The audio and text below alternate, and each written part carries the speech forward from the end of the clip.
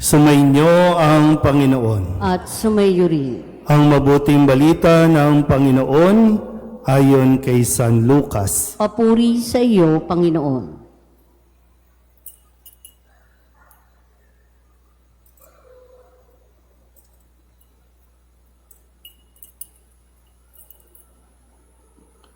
Nang ika-6 na buwan na ng pagdadalang tao ni Elizabeth, ang Anghel Gabriel ay sinugo ng Diyos sa Nazaret, Galilea, sa isang dalaga na ang pangalay Maria. Siya'y nakatakdang ikasal kay Jose, isang lalaki buhat sa lipi ni Haring David. Paglapit ng anghel sa kinaroroonan ng dalaga, binati niya ito, "Matuwa ka, ikaw ay kalugod-lugod sa Diyos," wika niya. "Sumasa iyo ang Panginoon." Nagulumihanan si Maria sa gayong pangungusap at inisip niyang mabuti kung ano ang kahulugan niyon. Kaya't sinabi sa kanya ng anghel, "Huwag kang matakot, Maria, sapagkat kinalulugdan ka ng Diyos. Makinig ka, ikaw ay maglilihi at manganganak ng isang lalaki, at siya'y tatawagin mong Jesus. Magiging dakila siya at tatawaging anak ng kataas-taasan. Ibibigay sa kanya ng Panginoong Diyos ang trono ng kanyang amang si David.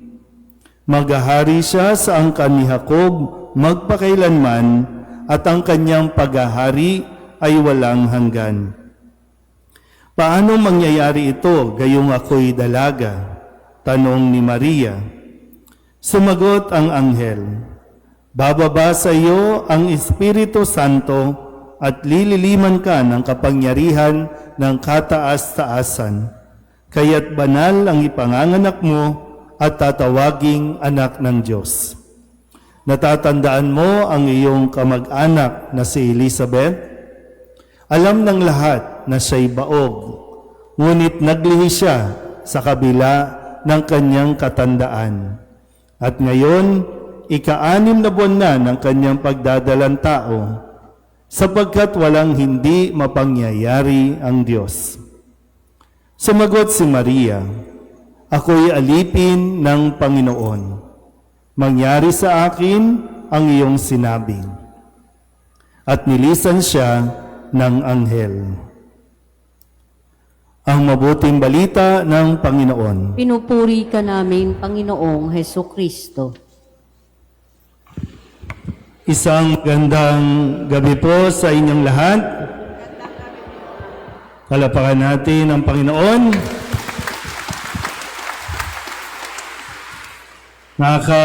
Pangilang araw na? Pang-5. Present ba kayo sa 5? Attentive naman.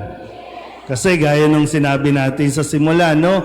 Kailangan natin masundan ang kwento ng kaligtasan, ang kwento ng pag-ibig ng Diyos sa atin, at ang mga kwentong ito ay kwento rin natin sa kasalukuyang panahon. Okay po tayo? Okay. Noong unang araw, sino po ang ipinakilala noong unang araw? Si San Juan. At ano ang sabi ni Jesus kay San Juan? Sugo. Siya ang sugo, siya ang tagapagpatotoo, at ang kanyang pinapatotohanan ay si Jesus na anak ng Diyos. Okay po? Ready tayo dyan, no? Okay po. Yun yung unang araw. Nag-google na, Nag-google na. Ikalawang araw. Kasi di ba, no, sabi ko, sa unang araw, Ebanghelyo ni San Juan, yung pagka-Diyos ni Kristo ang ipinapaliwanag at ipinapakilala ni San Juan Bautista, tagapagpatotoo para kay Kristo. Ikalawang araw, sa Ebanghelyo ni San Mateo, ano po ang pinag-usapan natin? Ano ang ipinaliwanag? Ha? Ikaw, makakasagot ka ba? Ano ang pinaliwanag noong ikalawang araw? Brad, sige na, huwag ka na magturo. Anong pinag-usapan? Sige na po. Father, yung history nung family ni Jesus Christ. Family history, yung genealogy o yung lahing pinagmulan ni Kristo para talagang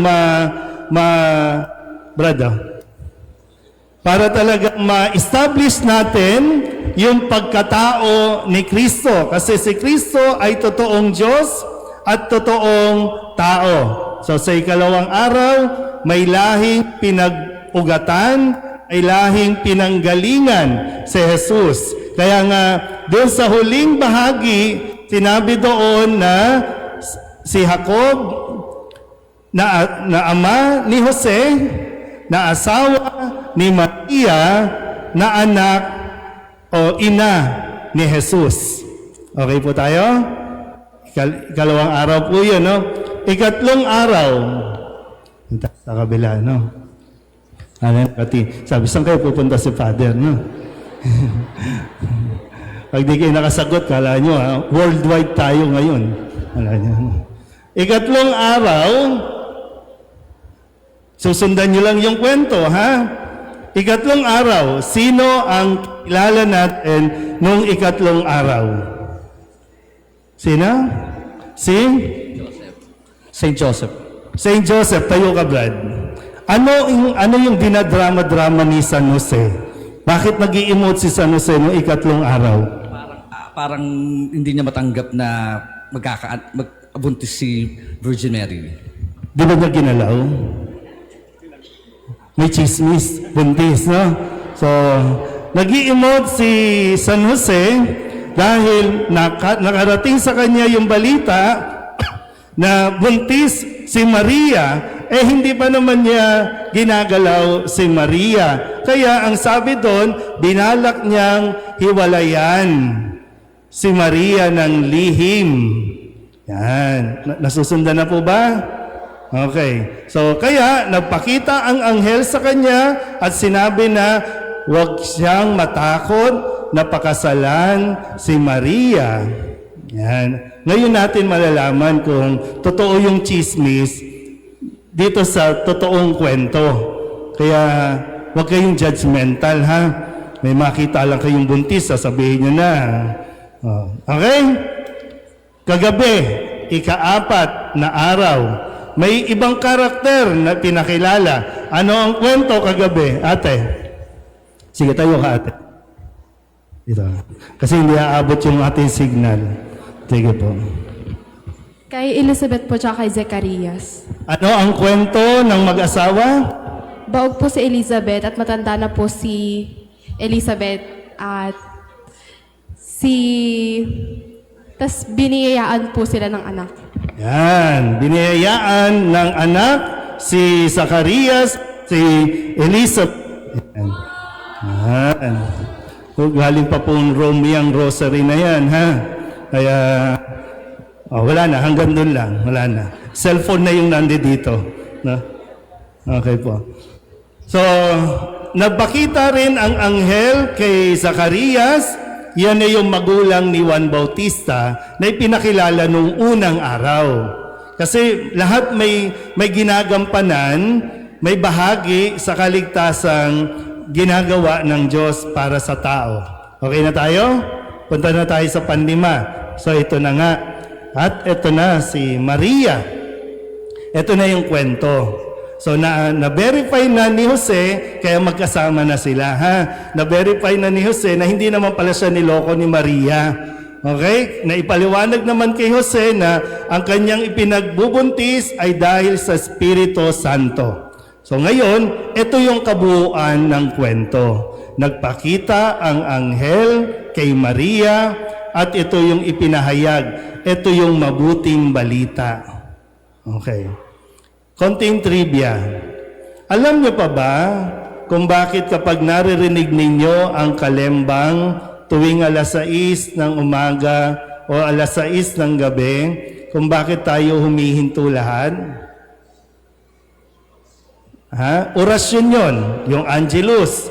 Bakit humihinto? Ha? Yan. Kaya nga, di ba, kanina, para dun sa ikalawang araw, di ba po, ang pinakahuling ipinakilala, si Jose, na asawa ni Maria, na ina ni Jesus. Kasi huminto ang kasaysayan nung luma. Dahil pumasok ang bagong kwento. Yung plano na ng Diyos. Huminto at kailangan nating huminto rin sa panahong ito. Kaya maganda po, kunin yung pagkakataon, ngayon magpapasko, break time sa trabaho, magpahinga ka, huminto ka. At sa paghinto, mas mainam na ano ba ang nangyayari sa akin? Ano ba itong gusto ng Diyos sa akin? Sabihin niyo nga sa katabi ninyo, huminto ka muna. Ano ba? Umuugong yung aking mikropono. No? So, ulit, pakisabi sa katabi, huminto ka muna. Yan. At yung ugong, huminto din sana yung ugong. No? Para magkaintindihan tayo. Kasi mahalaga po ito. No? Dahil, ulitin ko po ha, may plano si Jose.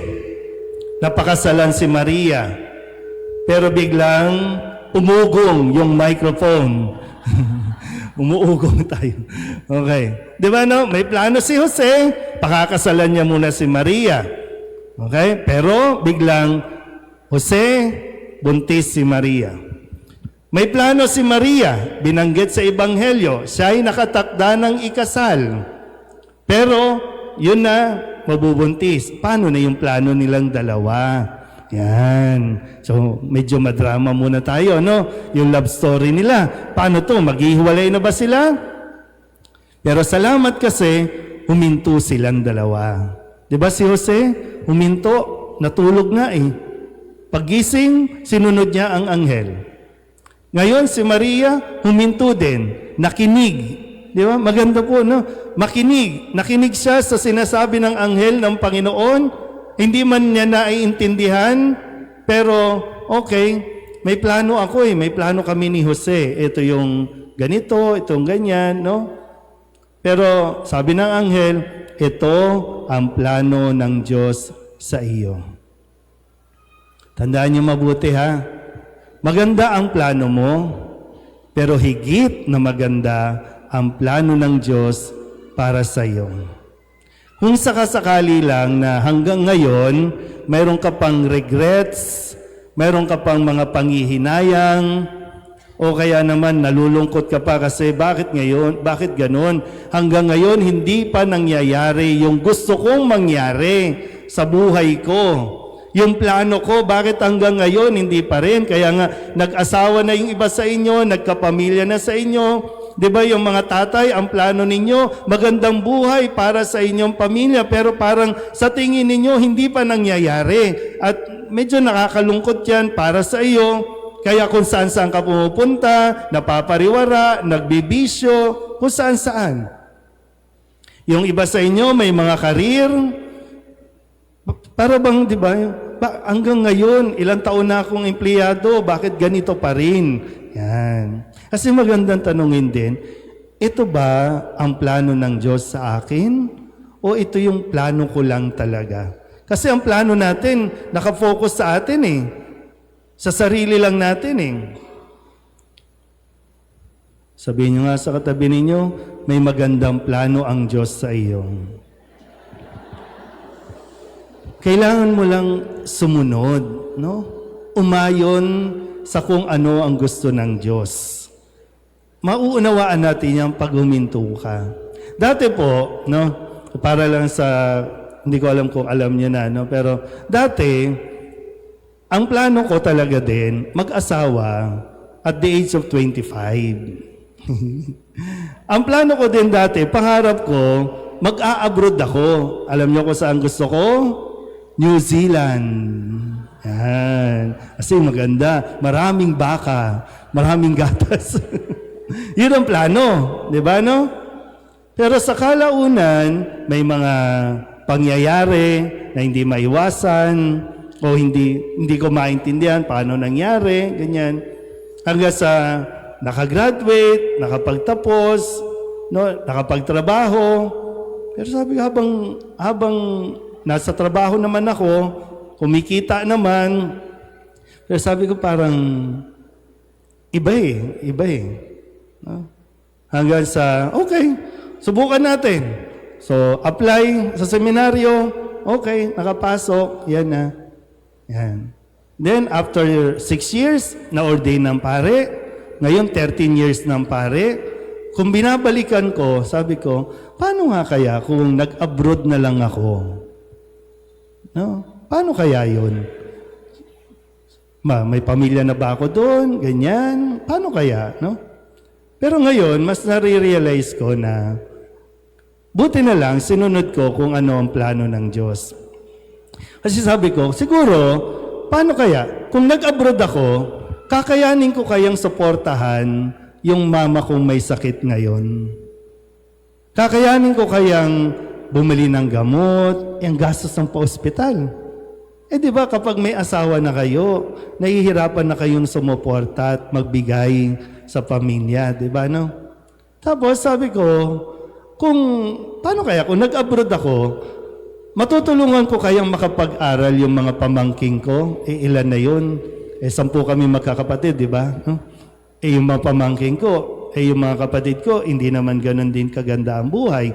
Pangarap ko makatapos. Gusto ko rin makapagtapos yung mga pamangkin ko kasi naniniwala ako na pag-graduate ka, may sandata ka eh.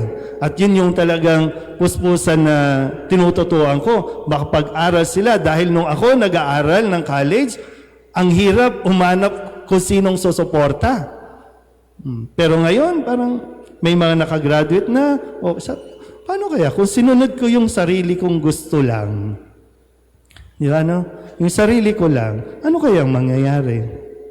Pero ngayon, sabi ko, salamat at naging matyaga ang Diyos sa akin. Kasi ilang years pa akong nagtrabaho, 10 years, bago ko tuluyang nag-respond na pumasok ng seminaryo. So talagang totoo po, no?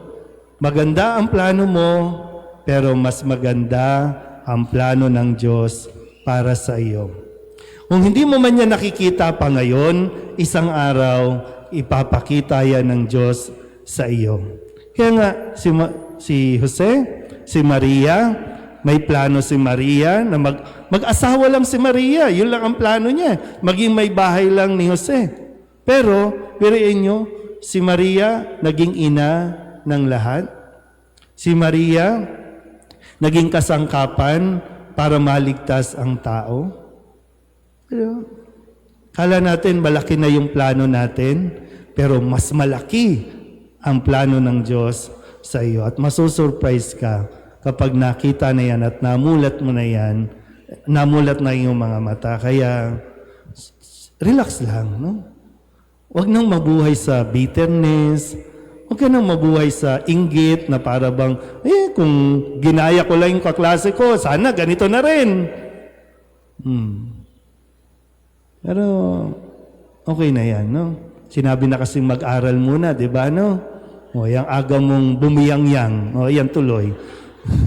Na iba tuloy yung plano. Pero, minsan, kahit naiiba yung plano natin, ang Diyos gagawa ng direksyon para madala tayo sa kung saan tayo dapat naroroon. Medyo matagal man yan, pero darating at darating tayo sa dulo, doon sa kung saan tayo gusto ng Diyos. Amen?